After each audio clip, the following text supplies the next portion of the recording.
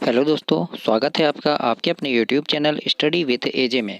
इसमें आज की वीडियो में हम देखते हैं कि आपका अभी वार्षिक परीक्षा 2023 अभी चालू हुई है, जो कक्षा 7वीं की है। तो मैं इसमें बता रहा हूँ आपके कक्षा 6वीं और 7वीं की दोनों परीक्षाएं अभी चालू हुई है। और ये आपका पेपर 8 अप्रैल से प्रारंभ होने वाला है। तो इसमें आज हम देखते हैं, आज की वीडियो में हम आपका संस्कृत के पेपर में आपके कैसे प्रश्न आएंगे, कौन कौन से प्रश्न इसमें महत्वपूर्ण होंगे जिनको आपको पढ़ना चाहिए, और इन प्रश्नों को पढ़ के आप पेपर में काफ़ी अच्छे नंबर अपने ला सकते हैं। आप अपने अंकों में आप अपने स्कोर को बढ़ा सकते हैं। तो आइए देखते हैं, संस्कृत का ये पेपर है आपका, जो आपका 13 अप्रैल को होने वाला है। तो कक्षा 7वीं के लिए है ये 13 अप्रैल का। तो कैसे इसमें प्रश्न आएंगे, क्या क्या इसमें लिखना है बच्चों, आपके इसमें अब मैं इस वीडियो में जो प्रश्न लेकर के आया हूँ ये बहुत ही महत्वपूर्ण प्रश्न है।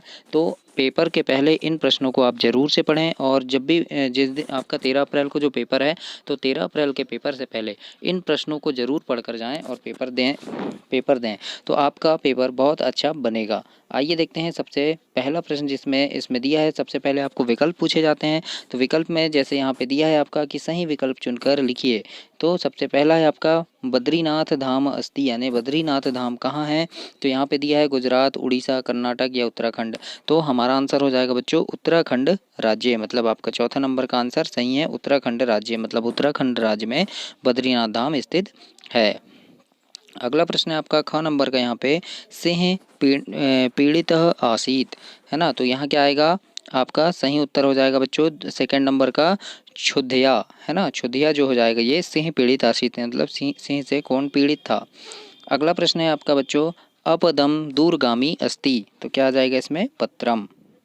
पत्रम आपका इसमें सही आंसर होगा। तो इस प्रकार से आपके परीक्षा में प्रश्न पूछे जाएंगे। अगला है पृथ्वीयः उपग्रह अस्ति, मतलब पृथ्वी का उपग्रह कौन है। तो चंद्रः इसका सही आंसर होगा आपका तीसरा नंबर का चंद्रः। अगला प्रश्न है आपका लोकमान्य तिलकेन आरब्धः उत्सवः अस्ति, मतलब लोकमान्य तिलक का कौन सा उत्सव। तो इसमें क्या है, गणेश उत्सव, इसका सही आंसर होगा आपका सी नंबर का, मतलब तीसरा। अगला देखते हैं, अब यहाँ पे दिया है कि दिए गए शब्द से रिक्त स्थानों की पूर्ति कीजिए, मतलब यहाँ कौन कौन शब्द दिए, खड़ग, है ना, मूलाधारा, पूर्णिमा, तक्षशिला और शूलपणि। तो इसमें हम जैसे रिक्त स्थान की पूर्ति करें में, जैसे आ गया यहाँ सबसे पहला है आपका धर्म एवं भारतस्य एकताया खालिस्तान अस्ति। तो क्या आ जाएगा यहाँ पे आ जाएगा बच्चों मूलाधार, यानी एकताया मूलाधार अस्ति। अगला है आपका विश्वविख्यातम अध्ययन केंद्रम आसीत। तो विश्वविख्यात अध्ययन केंद्र कौन सा था। तो तक्षशिला जो है ये विश्वविख्यात अध्ययन केंद्र है। अगला है आपका त्रिनेत्रधारी न च। तो यहाँ क्या आएगा, त्रिनेत्रधारी न च, तो क्या आ जाएगा शूलपाणि आपका सही आंसर इसमें होगा। अगला प्रश्न है खालिस्तान गृहीत्वा युद्धम कुरु, है ना। तो क्या आ जाएगा यहाँ पे आपका खड़ग, है ना, खड़ग जो है गृहीत्वा युद्ध कुरु इसमें आएगा आपका। अगला है शुक्ल पक्ष खालिस्तान तिथि भवती। तो कौन सी तिथि, तो यहाँ पे आ जाएगा पूर्णिमा तिथि। इस प्रकार से आपको यहाँ पे आंसर देने हैं। अब जैसे आपके फिर एक गद्यांश आता है, संस्कृत के पेपर में आपको गद्यांश आता है। एक गद्यांश दिया है, जैसे यहाँ पे दिया है कस्मिन पर्वते दुर्मुख नाम महोजस्वी सिंह वस्ती इसमा, मतलब इस प्रकार से एक गद्यांश दिया है। तो गद्यांश को पढ़कर नीचे कुछ प्रश्न दिए रहते हैं, उन प्रश्नों के आपको उत्तर लिखने रहते हैं। जैसे यहाँ पे क नंबर का प्रश्न दिया है आपका पर्वते किम नाम सिंह प्रतिवसति स्म, यानी पर्वत पर किस नाम का शेर रहता था। तो हमने अभी क्या पढ़े हैं, वहाँ पे किस नाम का रहता था। तो यहाँ पे देखो, यहाँ लिखा है एकस्मिन पर्वते दुर्मुखः नाम, है ना, महोजस्वी सिंह वस्ती, मतलब दुर्मुख नाम का शेर रहता था। तो हम इसका आंसर क्या लिखेंगे, पर्वते दुर्मुख नाम सिंह वस्ती स्म, मतलब ऐसे आपको गद्यांश से देखकर उत्तर इसमें लिखना है। ऐसे ही जैसे ख नंबर है स केसाम वधम करोति स्म, मतलब वह किनका वध करता था। तो हमने यहाँ पे हमको पढ़ना पड़ेगा कि क्या लिखा है। तो हम यहाँ पे पढ़ेंगे, है ना, कि देखो सदैव बहुना पशुना वध करोति इसमा, मतलब वो बहुत से पशुओं का वध करता था। तो इस प्रकार से आपको प्रश्न दिए रहेंगे और गद्यांश से आपको प्रश्न ढूंढकर उत्तर में अपने लिखना है। तो इस प्रकार से यहाँ देख लीजिए कैसे प्रश्न आपको आएंगे और इस प्रकार से लिखना है। ऐसे कोई भी गद्यांश आएगा, जैसे ये दूसरा है तो इस प्रकार से एक गद्यांश है, तो इन गद्यांशों को ही पढ़िए, हो सकता है सेम आ जाए आपके पेपर में ऐसे ही। तो इस प्रकार से आपको कैसे उनके आंसर लिखना है, तो ये क नंबर का है ना। उसका उत्तर आप गद्यांश से ढूंढ कर लिखेंगे, ये उत्तर लिखा हुआ है। फिर ये ख नंबर का प्रश्न है। तो इस प्रकार से ऐसे प्रश्न आपके पेपर में दिए रहेंगे और आपको वहाँ से ढूंढ कर इसके उत्तर लिखना है। उसके बाद है कि पद्यांश भी आते हैं आपके, है ना। जैसे यहाँ लिखा है माता शत्रु पिता वैरी येन बालो न पाठिता न शोभते सभा मध्य हंस मध्य बको यथा।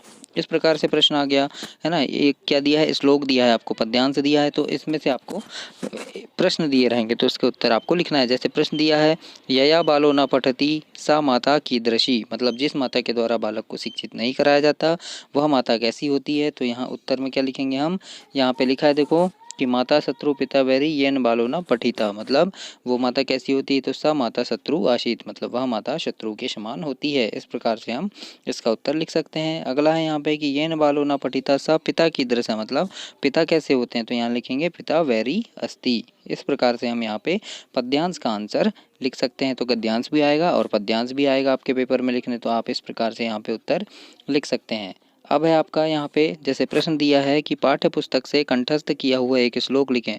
ये वेरी आईएमपी प्रश्न है, एक श्लोक लिखने आपको जरूर आएगा और वो श्लोक आपको लिखना है। तो कोई भी एक श्लोक लिख सकते हैं, जैसे अभी हमने पढ़े माता वैरी शत्रु पिता वैरी, उस प्रकार से जैसे यहाँ लिख दिया विद्या विवादाय धनम मदाय, है ना, शक्ति परेशा परिपीडनाय खलस्य साधो विपरीत मेतत ज्ञानाय दानाय च रक्षणाय। इस प्रकार से एक श्लोक आपको, कोई भी एक श्लोक आपको लिखना है। फिर अगला आ सकता है जैसे श्लोक को पूरा कीजिए। यहाँ लिखा है जल बिंदु खालिस्तान क्रमशः, है ना। फिर दूसरा लिखा है खालिस्तान घटा, फिर खालिस्तान सर्व विद्यानाम खालिस्तान च धनस्य। तो इसको पूरा करना है तो हम क्या लिखेंगे यहाँ पे, जल बिंदु में फिर खालिस्तान में क्या आएगा, निपातेन क्रमशः पूर्यते पूर्यते घटः स हेतु सर्व विद्यानाम धर्मस्य च धनस्य च। इस प्रकार से इसको पूरा हम कर सकते हैं। अगला है आपका पाठ्य पुस्तक से कंठस्थ की हुई एक सूक्ति लिखना है आपको। सूक्ति मतलब होता है आपका जैसे मुहावरा, तो हम यहाँ लिख दिए जैसे आचार्य परमो धर्म। इस प्रकार से एक सूक्ति हमने लिख दी है, यानी उसको क्या बोलना जाए, सुविचार, है ना, सुविचार हम लिख सकते हैं। प्रश्न नंबर 5वां जैसे दिया है आपका अ नंबर का कि अधोलिखित प्रश्नों के उत्तर एक शब्द में लिखो। अब एक शब्द में उत्तर लिखना है जैसे, तो यहाँ लिखा है आपका क नंबर का प्रयत्नेन के विश्वप्रिय, मतलब प्रयत्न करने से कौन विश्वप्रिय बन गए। तो उत्तर में क्या लिखेंगे हम, भारतीय, है ना, मतलब भारतीय जो थे प्रयत्न करने से विश्वप्रिय बन गए। तो इस प्रकार से प्रश्न आपके पेपर में आ सकते हैं। तो इन प्रश्नों को आप ज़रूर से पढ़ें, अपने दोस्तों तक भी इसे शेयर करें और चैनल को सब्सक्राइब करें ताकि हर पेपर की आपको, सभी पेपर की वीडियोस आपको समय पे मिल सके। उसके लिए आप चैनल को सब्सक्राइब करना ना भूलें और इन प्रश्नों को पेपर के पहले आप ज़रूर पढ़ना। अगला है आपका ख नंबर का कि के उत्सव प्रिय भवंती, मतलब कौन उत्सव प्रिय होते हैं। तो जना मतलब लोग हैं वो उत्सव प्रिय होते हैं। अगला प्रश्न है आपका सिक्खा नाम दशम गुरु का आसीत, मतलब सिक्कों के 10वें गुरु कौन थे। तो इसके उत्तर में हम लिखेंगे गुरु गोविंद सिंह, जो थे ये सिक्कों के 10वें गुरु थे। अगला प्रश्न है सुप्तो अपि नेत्रे कम नाम निमीलयति, यानी सोने पर भी दोनों नेत्रों को कौन बंद नहीं करती। तो मत्स्य, मतलब मछली जो है ये दोनों आंखों को बंद नहीं करती है।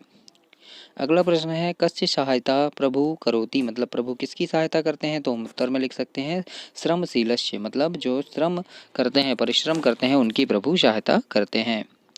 अगला प्रश्न है केन कार्याणि सिद्धयन्ति, मतलब किसके कार्य सिद्ध हो जाते हैं। तो यहाँ लिखेंगे उद्मेन, है ना, उद्मेन कार्याणि सिद्धयन्ति। अगला प्रश्न है आपका कि अधोलिखित प्रश्नों के उत्तर एक वाक्य में लिखो।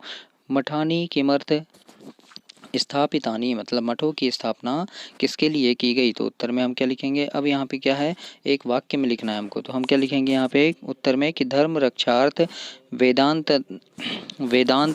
तत्वानाम प्रचारार्थम च मठानी स्थापितानी, धर्म की रक्षा और वेदांत तत्वों के प्रचार के लिए मठों की स्थापना की गई थी। अगला प्रश्न है जैसे कौ दो पक्षों भवत, मतलब कौन दो पक्ष के होते हैं। तो हम क्या लिखेंगे यहाँ शुक्ल पक्ष और कृष्ण पक्ष। च इति दो पक्ष भवत, मतलब ये दोनों जो हैं कृष्ण पक्ष और शुक्ल पक्ष क्या है, ये दो पक्ष के नाम है। अगला प्रश्न पूछ सकता है जैसे आपको कि भास्कराचार्य किम प्रतिपादितवान। ये बहुत महत्वपूर्ण प्रश्न है, ये भी आ सकता है, इसको भी आप अच्छे से तैयार कर लीजिएगा। यानी भास्कराचार्य ने क्या प्रतिपादित किया, तो इसके उत्तर में हम क्या लिखेंगे यहाँ पे कि भास्कराचार्य गुरुत्वाकर्षण सिद्धांत, यानी कौन सा सिद्धांत, पाई, है ना, पाई का जो है वो इति गणित चिन्हस्य माना सैरासिक नियमादीन प्रतीतवादित्वान, है ना, प्रतिपादित्वान। यानी भास्कराचार्य जो थे उन्होंने गुरुत्वाकर्षण सिद्धांत दिया और गणित चिन्ह जो पाई है, पाई का मान, उसका नियम दिया था। किसने दिया था, भास्कराचार्य ने। अब अगला प्रश्न आ सकता है आपका परोपकारः किमर्थ भवति, मतलब परोपकार किसके लिए होता है, तो इसके उत्तर में लिखना कि परोपकारः पुण्याय भवति, मतलब परोपकार जो है वो पुण्य के लिए होता है। अगला प्रश्न है जैसे ड नंबर का कि बालचरस्य प्रथमा प्रतिज्ञा का अस्ति, मतलब बालचरस्य की पहली प्रतिज्ञा क्या है, तो इसके उत्तर में हम लिख सकते हैं ईश्वरम स्वदेशम प्रति च कर्तव्य पालनम बालचरस्य प्रथमा प्रतिज्ञा अस्ति, मतलब ईश्वर और अपने देश के प्रति कर्तव्य का पालन करना बालचर की पहली प्रतिज्ञा है। इस प्रकार से हम इसका उत्तर लिख सकते हैं।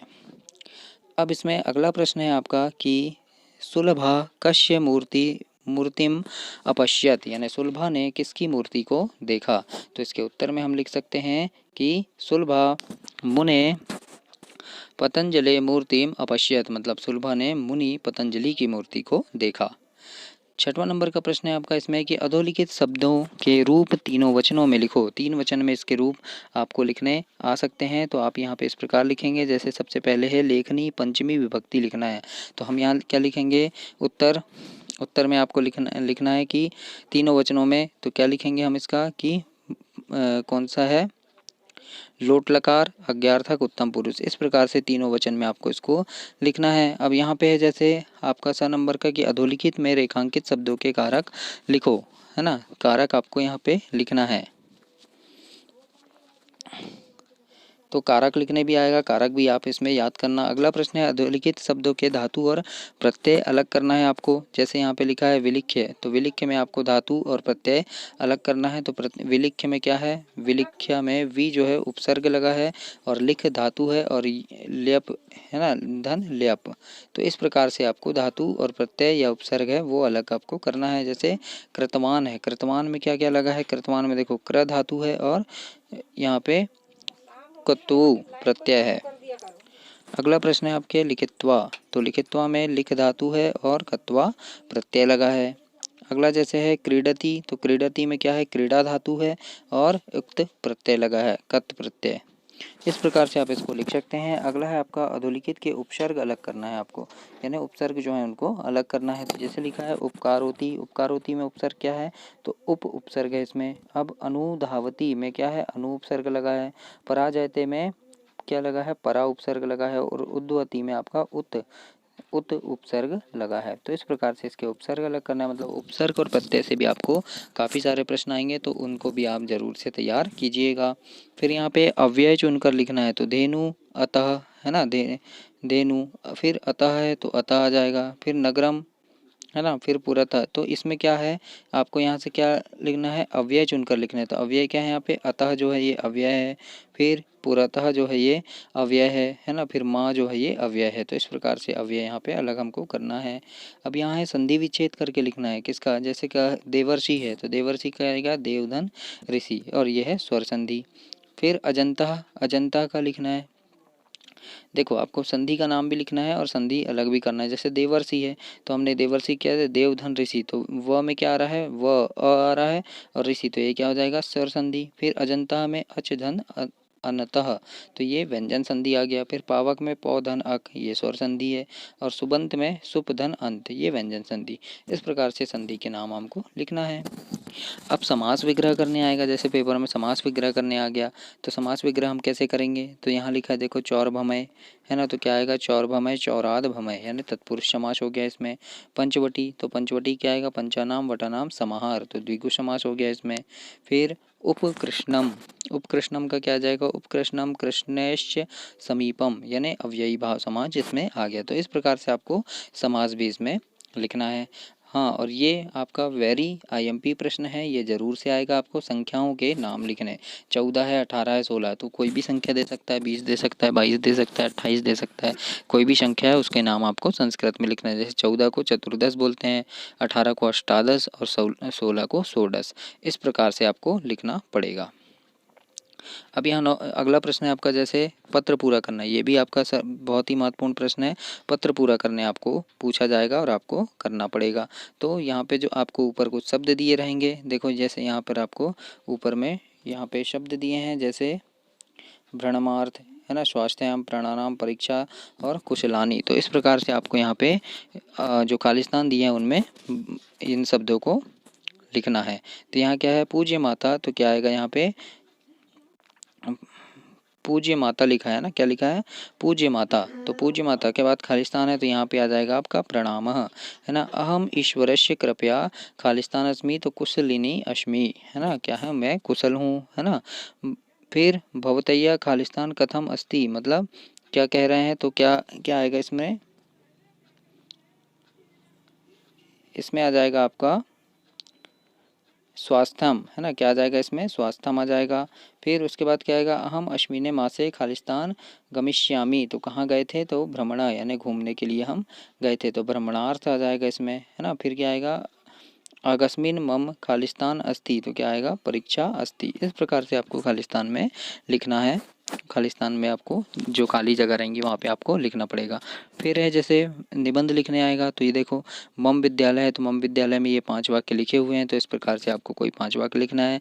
इसके बाद जैसे पुस्तकम का आ गया, तो पुस्तकम के बारे में आप 5 वाक्य लिख सकते हैं, निबंध है ये आपका। फिर जैसे उद्यानम का आ गया, तो उद्यानम का ये निबंध है, ये 5 वाक्य, इसको पढ़ लीजिए आप है ना, या आप इसको नोट कर सकते हैं और लिख सकते हैं। धेनु का आएगा, तो धेनु के बारे में 5 वाक्य इस प्रकार से लिख सकते हैं। तो ऐसे आपको लिखने के लिए आएगा।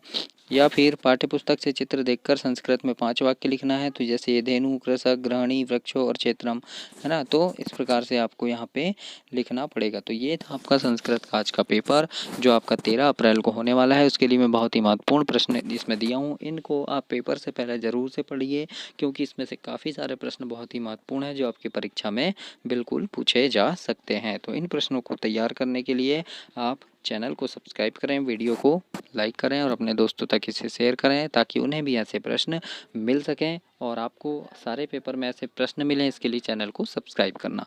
धन्यवाद।